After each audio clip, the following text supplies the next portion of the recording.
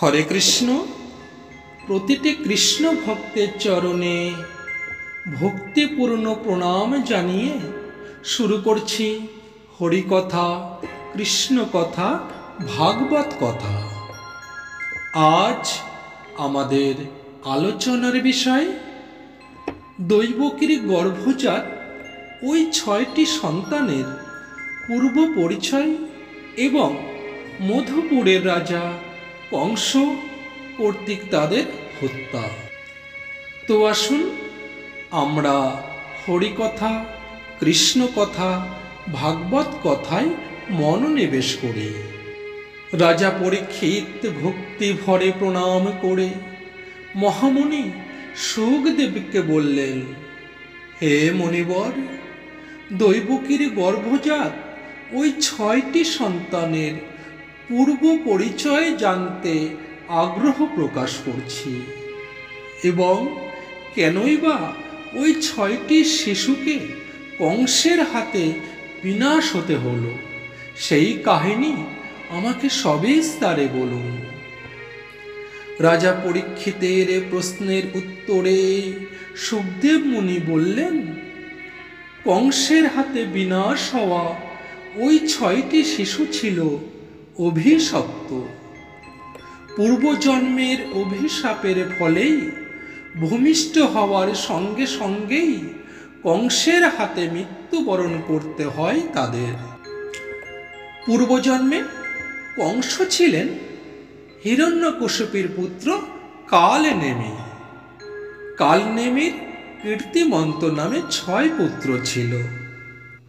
একবার কীর্তিমন্তরা রাজ্য লোভে নিজেদের মধ্যে ঝগড়া বিবাদ করে পিতামহ হিরণ্যকশিপুর কথা অমান্য করেন। পিতামহ হিরণ্যকশিপু তখন ক্রুদ্ধ হয়ে তাদেরকে অভিশাপ প্রদান করেন। এই বলে অভিশাপ দেন, মৃত্যুর পর তোরা জন্মগ্রহণের সঙ্গে সঙ্গেই তোদের পিতার হাতেই তোরা নিহত হবি। তোদের পিতা কালনেমি হবে পরজন্মে মধুপুরের রাজা কংস। এই ছিল দৈবকীর গর্ভজাত ওই 6টি শিশুর পূর্ব পরিচয়। হে রাজন, এবার শুনুন ওই অভিশপ্ত 6টি শিশু কিভাবে কংসের দ্বারা নিধন হতে হলো। স্বর্গের দেবতারা কীর্তিমন্তদের ওই অভিশাপের কথা জানতেন, তাই তাদের দৈবকীর গর্ভে পাঠান। মৃতবৎসা দৈবকী যাতে তাড়াতাড়ি আবার গর্ভ ধারণ করতে পারেন এবং তার 7টি গর্ভ যাতে তাড়াতাড়ি ক্ষয় হয়, তার জন্য এই ব্যবস্থা করেন স্বর্গের দেবতাগণ। প্রথমে কীর্তিমন্ত প্রবেশ করেন দৈবকী গর্ভে। যথাসময়ে এক উত্তম পুত্র সন্তান প্রসব করেন দৈবকী। অতি উত্তম পুত্রের মুখ দেখে মুগ্ধ বসুদেব ও দৈবকী। চন্দ্রকান্ত মণির মতো উজ্জ্বল মুখ, মাথায় চামড়ের মতো মোলায়েম চুল। কিন্তু কিছুক্ষণের মধ্যেই পাপিষ্ঠ কংস এ পুত্রের প্রাণ সংহার করবে এবং তার হাতে তুলে দিতে হবে এই পুত্রকে। এ কথা ভেবে দুঃখে জল এলো তাদের চোখে। বাক্য স্ফুরিত হলো না মুখ থেকে। দুঃখে বুকে ফেটে যেতে লাগলো মাতা দৈবকীর। অবিরল অশ্রুধারা বয়ে যেতে লাগলো দু চোখ থেকে। এমন সময় বসুদেব স্মরণ করিয়ে দিলেন দৈবকীকে, তুমি পুত্র প্রসব করার সঙ্গে সঙ্গেই কংসের হাতে তুলে দেব, এই অঙ্গীকার আমি করেছিলাম। সুতরাং আমার সব কিছু ধ্বংস হলেও আমি সত্য ভঙ্গ করতে পারবো না প্রিয়তমা। দৈবকী বললেন, যদিও জীবন্ত সন্তানকে সাক্ষাৎ মৃত্যুর হাতে তুলে দিতে প্রাণ আমার চাইছে না প্রাণনাথ, তবু তবু আমি তাই দেব। তুমি সত্যের পরীক্ষায় উত্তীর্ণ হবে প্রাণনাথ।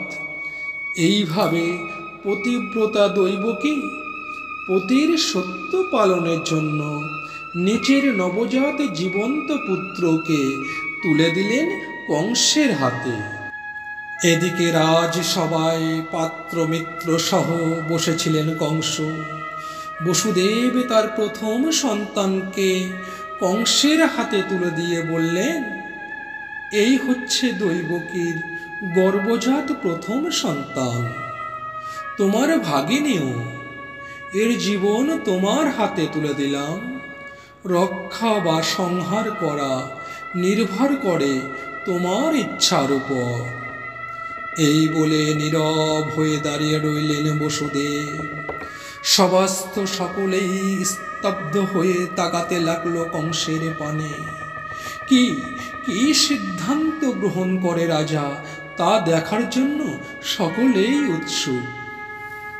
প্রতিজ্ঞা পালনে অটল সত্যনিষ্ঠ বসুদেবের এই আচরণে প্রীত কংস অকুণ্ঠভাবে একথা স্বীকার করে বলল, যে প্রতিজ্ঞা তুমি করেছিলে অক্ষরে অক্ষরে তা পালন করলে বসুদেব।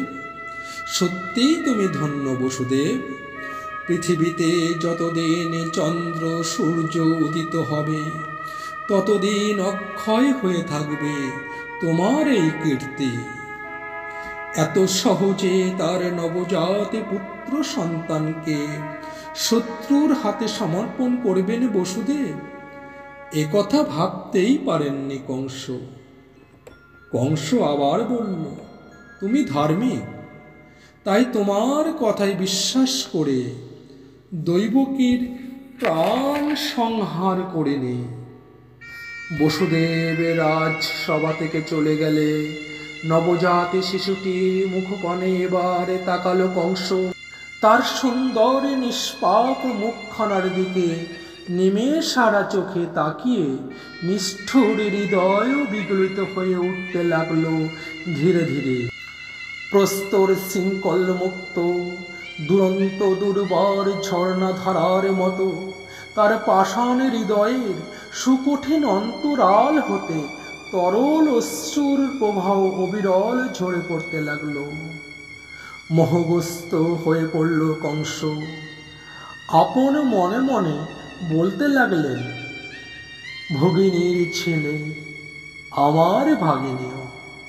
আহা, কি সুন্দর মুখ, কেমন করে একে হত্যা করি। অথচ এর প্রাণ যদি সংহার না করি তাহলে আমার প্রাণ যাবে। বিধাতা, হায় বিধাতা, কেন এত নিষ্ঠুর নিকট আত্মীয় আদরের পাত্রকে আমার প্রাণের বৈরী করে পাঠালো। না না না না, কিছুতেই আমি একে হত্যা করতে পারবো না। সংহার সংকল্প আপাতত স্থগিত রেখে অন্তরঙ্গ বন্ধুদের সঙ্গে গোপনে আলোচনা করতে লাগলো কংস। সকলেই বলতে লাগলো, দৈবকীর অষ্টম গর্ভের সন্তানের হাতে তোমার মৃত্যু, কিন্তু এ হচ্ছে প্রথম গর্ভের সন্তান, সুতরাং এর থেকে ভয়ের কিছু নেই। উৎসাহিত হয়ে কংস বলল, আমিও এই কথাই ভাবছিলাম। সুতরাং অষ্টম গর্ভ পর্যন্ত আমার অপেক্ষা করা উচিত। এই সব আলোচনার ফলে শিশুটিকে হত্যা করল না কংস। এদিকে দৈবকীর প্রথম গর্ভের সন্তানকে কংস নিধন না করায় নিরানন্দ হয়ে উঠলেন স্বর্গের দেবগণ। দৈবকীর প্রথম সন্তান নিহত না হলে পরবর্তী গর্ভধারণে অনেক দেরি হয়ে যাবে।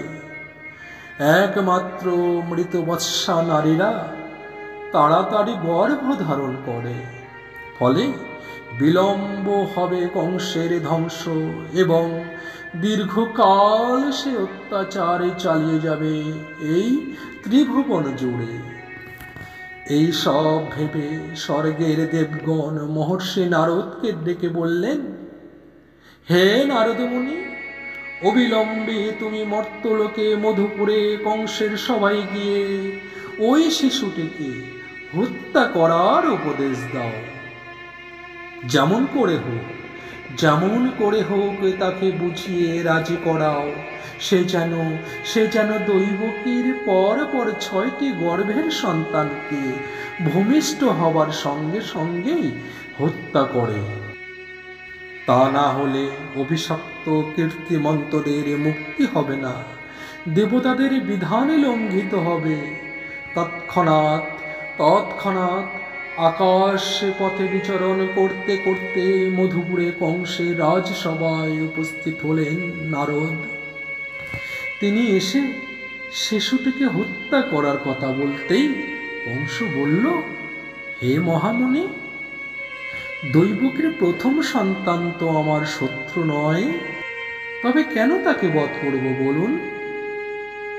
নারদ বললেন, দৈবকীর গর্ভজাত সব পুত্রই তোমার সমান শত্রু। দেবতাদের এটাই হলো বিধান। এ বিধানের মর্ম তুমি বুঝিবে না কংস। দৈবকীর প্রথম গর্ভ থেকে শুরু করে অষ্টম গর্ভ পর্যন্ত আদি অন্ত মধ্য সব গর্ভকেই সমান বিপজ্জনক মনে করবে। যদি নিজের প্রাণের মঙ্গল চাও, আমার এই সার কথা উপদেশ বাক্য অক্ষরে অক্ষরে পালন করে চলবে কংস। যদি তা না করো তাহলে তোমার অমঙ্গল অনিবার্য। নারদের কথা শুনে হৃদয় কম্পিত হয়ে উঠল কংসে। সমস্ত দ্বিধা কুণ্ঠা মুহূর্তে অপসারিত হয়ে গেল তার মন থেকে। সঙ্গে সঙ্গে সে ঘাতককে শিশুবধের হুকুম দিল। ঘাতক তার হুকুম পাওয়া মাত্রই শিশুটিকে কংসের কোল থেকে নিয়ে শূন্যে ঘুরিয়ে পাথরের উপরে আছড়ে মেরে ফেলল। ঠিক এইভাবে 1 বছর পর পর দৈবকীর গর্ভজাত 6টি শিশুকে বসুদেব জন্মের সঙ্গে সঙ্গে কংসের হাতে তুলে দেন, আর কংস তাদের এইভাবেই বিনাশ করেন। হরে কৃষ্ণ, হরি কথা, কৃষ্ণ কথা, ভাগবত কথা আজ এখানেই বিশ্রামে রাখছি। আবার দেখা হবে পরের এপিসোডে। সঙ্গে থাকুন, কৃষ্ণ বলুন, হরিকথা শ্রবণ করুন, ভাগবত বাণী অন্তরে রাখুন। জয় গুরু, জয় গৌর, জয় নিতাই।